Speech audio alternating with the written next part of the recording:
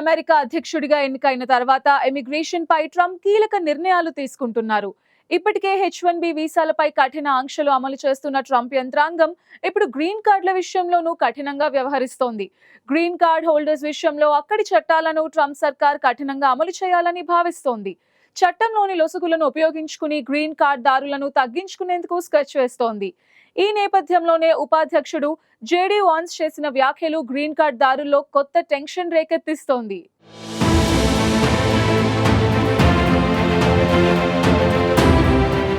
అమెరికాలో ఉన్న green card దారులకు కొత్త టెన్షన్ మొదలైంది. అమెరికా ఉపాధ్యక్షుడు జేడీ వాన్స్ ఇటీవల చేసిన వ్యాఖ్యలు దుమారాన్ని రేపుతున్నాయి.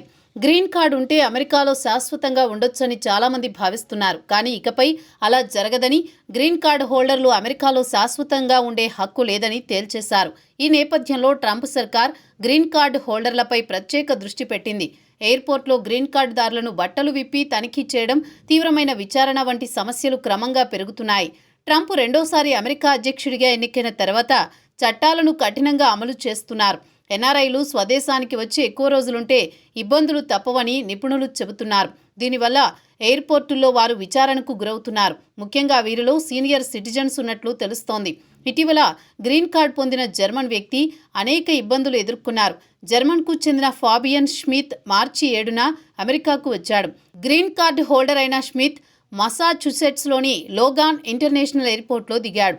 ఆ తర్వాత అతన్ని అదుపులోకి తీసుకున్న ఇమిగ్రేషన్ అధికారులు అతన్ని న్యూడ్గా నిలబెట్టినట్టు ప్రచారం జరిగింది.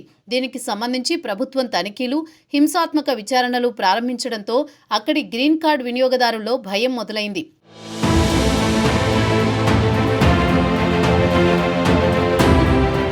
అయితే విచారణ అనంతరం ష్మిత్ గ్రీన్ కార్డును ఇమిగ్రేషన్ అధికారులు రద్దు చేశారు. అందుకు సంబంధించిన కారణాలను మాత్రం వెల్లడించలేదు. ఒక వ్యక్తి మాదక ద్రవ్యాల సంబంధిత ఆరోపణలతో దొరికి దేశంలోకి ప్రవేశించడానికి ప్రయత్నించినప్పుడు అధికారులు సరైన చర్య తీసుకుంటారని, వీసా నిబంధనలు ఉల్లంఘించినట్లయితే ప్రయాణికుల నిర్బంధం, తొలగింపు ఎదుర్కోవలసి ఉంటుందని ఇమిగ్రేషన్ అధికారులు తెలిపారు. మరోవైపు అమెరికాలోని వివిధ ఎయిర్పోర్టుల్లో భారతీయ సీనియర్ సిటిజన్స్ పరిశీలన, తనిఖీలు పెరిగినట్లు తెలుస్తోంది. అమెరికా బయట ఎక్కువ కాలం గడిపే వ్యక్తులను, భారతదేశాన్ని తరచూ సందర్శించేవారిని లక్ష్యంగా చేసుకుని తనిఖీలు చేపడుతున్నారు. విచారణ సమయంలో ఫారం I-407పై సంతకం చేయాలని, శాశ్వత నివాసాన్ని అప్పగించమని బలవంతం చేస్తున్నట్లు ప్రచారం జరుగుతోంది. గ్రీన్ కార్డ్ కలిగిన భారతీయ సీనియర్ సిటిజన్ శీతాకాలం సమయంలో భారత్లో గడపడానికి ఇష్టపడతారు. అలా తరచుగా ఇండియా వచ్చే వారిపై నిఘా పెట్టి ఎయిర్పోర్టులో తనిఖీల పేరుతో ఇబ్బందులు పెడుతున్నట్టు తెలుస్తోంది. స్వచ్ఛందంగా ఫారం I-407పై సంతకం చేయకపోతే అతడి గ్రీన్ కార్డ్ రద్దు చేయలేరని నిపుణులు చెబుతున్నారు. మరోవైపు అమెరికా వెలుపల 365 రోజులకు పైగా గడిపినట్లయితే వారు శాశ్వత నివాసాన్ని వదిలిపెట్టవచ్చన్న వాదన వినిపిస్తోంది. అయితే దీనిని కోర్టులో సవాల్ చేసే హక్కు ఉంటుంది. ఒకవేళ ఎయిర్పోర్ట్లో తనిఖీల్లో లొంగిపోతే ఆ హక్కును కోల్పోతారని చెబుతున్నారు.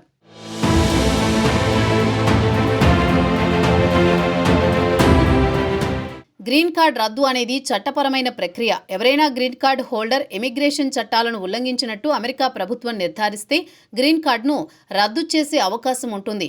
గ్రీన్ కార్డ్ హోల్డర్ 6 నెలలకు పైగా విదేశాలలో ఉన్నప్పుడు తిరిగి ప్రవేశించినప్పుడు ఇమిగ్రేషన్ అధికారులు ఎయిర్పోర్ట్లోనే ప్రశ్నించే అవకాశం ఉంది. అయితే రీఎంట్రీ పర్మిట్ లేకుండా ఏడాది కంటే ఎక్కువ కాలం బయట ఉన్నవారు అక్కడి సెక్షన్ల కింద INA 101A 13C ద్వారా శాశ్వత నివాస హోదా కోల్పోయే అవకాశం ఉంది. రీఎంట్రీ పర్మిట్ ఉన్నప్పటికీ అమెరికా బయట ఎక్కువ కాలం ఉండడం వల్ల కూడా ఇబ్బంది తప్పదు. ఇది ఇలా ఉండగా అమెరికా ఫస్ట్ అనే నినాదంతోనే ట్రంప్ ఎన్నికల ప్రచారం నిర్వహించారు. అమెరికాలో ఉద్యోగాలు అమెరికన్లకే అనే మొదట్నిచ్చి ట్రంప్ చెప్తూ వస్తున్నారు. అందులో భాగంగానే గ్రీన్ కార్డ్ హోల్డర్లపై చర్యలు తీసుకుంటున్నారని నిపుణులు భావిస్తున్నారు. ట్రంప్ గత హయాంలోనూ ఇలాంటి నిర్ణయాలు తీసుకున్నారు. బోర్డర్లలో సెక్యూరిటీని పెంచారు. ఇప్పుడు కూడా ట్రంప్ అదే విధానాన్ని కొనసాగిస్తున్నారు. అమెరికాలో ప్రస్తుతం జరుగుతున్న పరిణామాల నేపథ్యంలో ఈసారి గ్రీన్ కార్డ్ హోల్డర్ల ప్రమాదం అంచున ఉన్నారని తెలుస్తోంది.